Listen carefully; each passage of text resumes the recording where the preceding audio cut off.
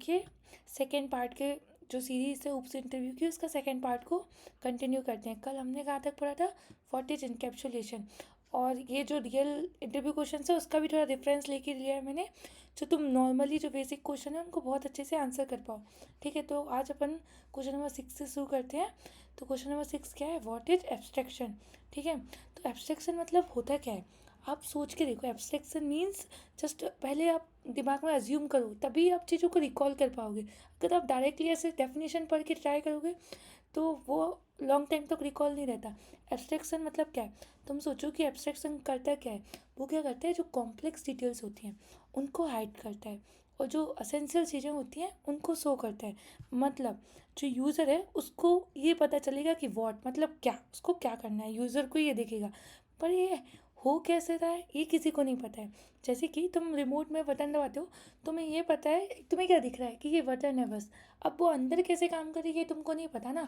Abstraction भी इसी को ही वो करता है, इनेबल मतलब ये इम्प्लीमेंट करता है। जो भी कॉम्प्लेक्स चीज़ें हैं उनको हाइड करता है, जो भी सिंपलर चीज़ें हैं उनको यूज़र को दिखाता है।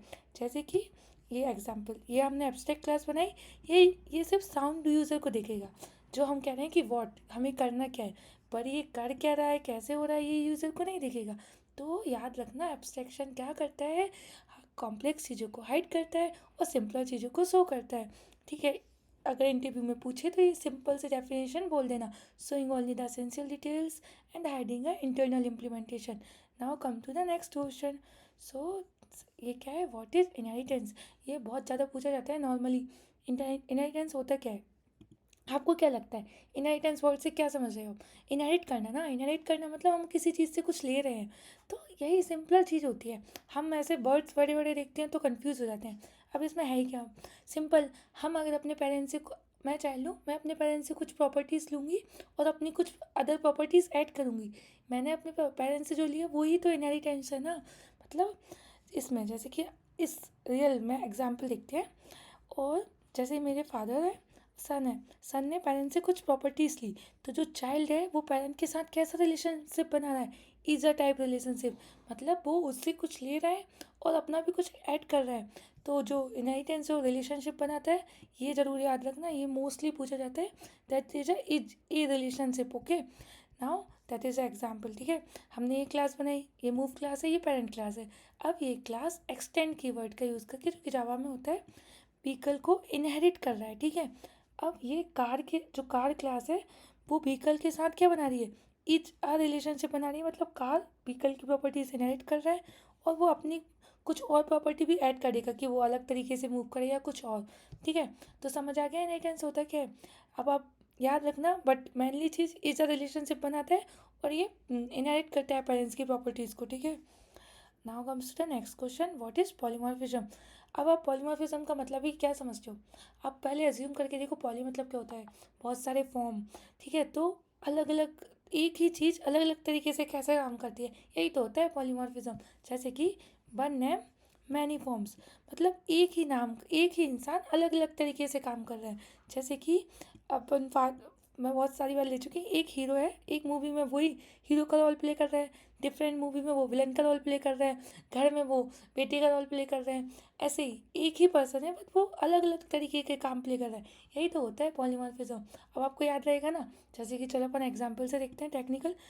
ये क्लास है एनिमल, इसके अंदर हमने ये फंक्शन बनाया वॉइड साउंड। अब ये इस एनिमल हमने पेरेंट क्लास है, अब हमने इसको इनहेरिट किया। ये जो डॉग क्लास है उसके लिए अलग तरीके से काम करेगा, कैट के लिए अलग तरीके से काम करेगा। यही यही होता है पॉलीमॉर्फिज्म। मतलब एक नाम एक है पर काम अलग अलग है। ठीक है, इसलिए पॉलीमॉर्फिज्म के टाइप्स भी होते हैं, मैंने ऑलरेडी समझा रखा है। But one is run time polymorphism and compile time polymorphism. ठीक है, अब next come to question 9, that is the types of polymorphism. अभी हम डिस्कस ही कर रहे थे। One is compile time polymorphism, second one is run time polymorphism. अब आप कंपाइल टाइम और रन टाइम आपने कभी कोड किया है तो समझ आता है ना। जब हम कंपाइल करते हैं किसी कोड को तब चीज़ हमको जो पता चलती है वो होती है कंपाइल टाइम। और जब हम रन कर रहे होते हैं तब जो इंटरनल चीज़ें वर्क कर रही हैं, जो डायनेमिक होती हैं, वो होता है रन टाइम पॉलीमॉर्फिज्म। अब समझो, अब जो रन कर रहा है वो हमें नहीं पता कि उस टाइम पे कौन सा चीज़ रन होगी, पर हम कंपाइल टाइम में मतलब जो कोड जब रन होता है तब हम देख पाते हैं कि क्या कंपाइल टाइम में क्या हो रहा है। ऐसे ही कंपाइल टाइम को ही मेथड ओवरलोडिंग कहते हैं और रन टाइम को ही मेथड ओवरराइडिंग कहते हैं। कंपाइल मेथड ओवरलोडिंग क्या होता है, same name but different parameters. कैसे कैसे पता चलेगा सेम नेम, मैंने अपनी अलग से वीडियो बनाई है, उसमें अच्छे से डिटेलली बताया है। जैसे कि सेम नेम मतलब एक नाम का फंक्शन है, जैसे कि यहाँ पे ये एक ही नाम का है, ये भी साउंड है। मान लो हम यहाँ पे एक पैरामीटर यूज़ कर रहे हैं, यहाँ पे 2 पैरामीटर यूज़ कर लें, सेम नेम डिफरेंट पैरामीटर्स, अलग अलग तरीके से काम करेगा। ऐसे ही run time polymorphism, same name same parameter. जो कंपाइल टाइम होता है वो एक ही क्लास के अंदर होता है, बट जो रन टाइम पॉलीमॉर्फिज्म, जो मेथड ओवरराइडिंग होती है, वो डिफरेंट क्लास में होती है। ठीक है, तो ये चीज़ याद रखना कि जो इंटरव्यू में होगा वो इतना सिंपलर बोलोगे तो वो उसको ईजी लगेगा एक एग्जाम्पल के साथ। बट अगर डिटेलली आपको समझना है तो आप प्ले लिस्ट पर जाके देख सकते हो। ठीक है, नॉर्मली आपको मैंने जैसे समझाया वैसे याद रहेगा। Now comes to the question number 10, that is what is a function overloading. अभी आप ये आपने क्या देखा, ये मेथड ओवरलोडिंग है, ये क्या है, फंक्शन ओवरलोडिंग। कुछ सिमिलर सा वर्ड समझ आ रहे हैं ना। हाँ, डिफरेंट नहीं होता है, सिमिलर ही होता है, सेम फंक्शन है विद द डिफरेंट पैरामीटर्स। जैसे कि अब यहाँ पे अपन ने इसी ये भी वही है, ये भी वही है, function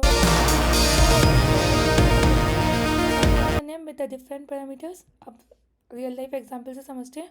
that is a order, हम यहाँ पे एक पैरामीटर पास कर रहे हैं, ये दूसरा पैरामीटर, यहाँ पे साइज भी है, ये टॉपिंग भी है, ये स्मॉल पिज़्ज़ा है, ये कस्टम पिज़्ज़ा है। अब हमें चीज़ भी ऐड करना है, ये डीलक्स पिज़्ज़ा है। नाम तो एक ही है, ऑर्डर कर रहे हैं, पर फंक्शनलिटीज़ मतलब हम जो पैरामीटर्स यूज़ कर रहे हैं क्या अलग अलग है ना। यही तो होता है same function name but the different parameters. In this class we can see यहाँ पे 2 पैरामीटर दिया, यहाँ पे 3, यहाँ पे ये।